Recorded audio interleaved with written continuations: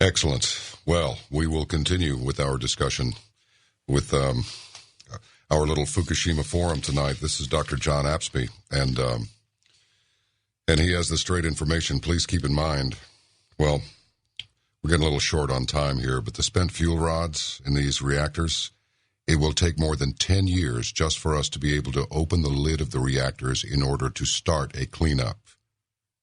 10 years before you can peek under the lid. We'll be back with more. This is Coast to Coast AM. You know, this stuff just flat scares some people, and certainly it is fairly scary stuff. But then again, let's just look at it the way that it is. One of these days, we're all going to have to check out of here. However, there is the question of our future generations, and what's the way to protect them? How responsible can we be? Or in other words, how long, with all this information all around us, are we going to continue to let somebody else handle it? They're not handling it. I just picked up an email here that says, hard to know where to begin concerning the irrational nuclear hysteria on the 9 June program. Well, this is not irrational hysteria, pal. I know it's unpleasant, and I appreciate your email, but I got to tell you, it's better to know this and then have it fizzle later and go, it's fine. After all, they're partying big time in Hiroshima and Nagasaki. What happened to all the zillions of deaths there?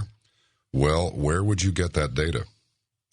Birth defects, genetic alterations, any of that stuff. It's not going to affect everybody the same way, but it's going to take some people out earlier if the situation escalates. I repeat, it will be 10 years. And this is according to that nuclear physicist who is not with us tonight, because he just can't do it, in the University of California system, who went there.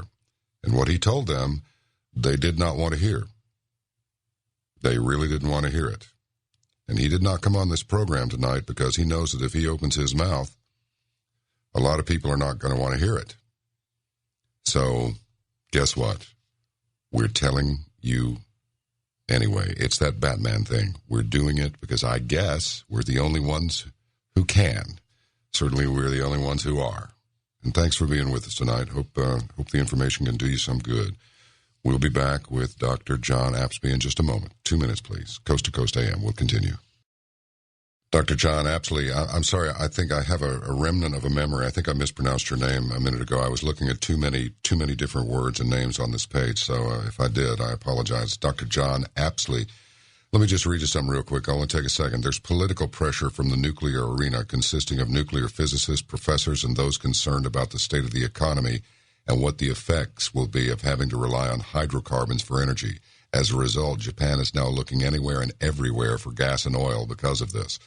Government is leaning toward a nuclear phase-out. Basically, they're trying to find a way out of this. Is it over? No, it's not over at all. The issue is more a food safety issue, as radioactivity may get into the food supply, but the people of the country have not trusted the government since the event at Fukushima, so many use radiation detectors to test their foods and water.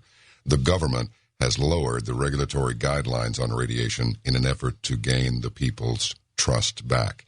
This would be the nuclear physicist from University of California who went there.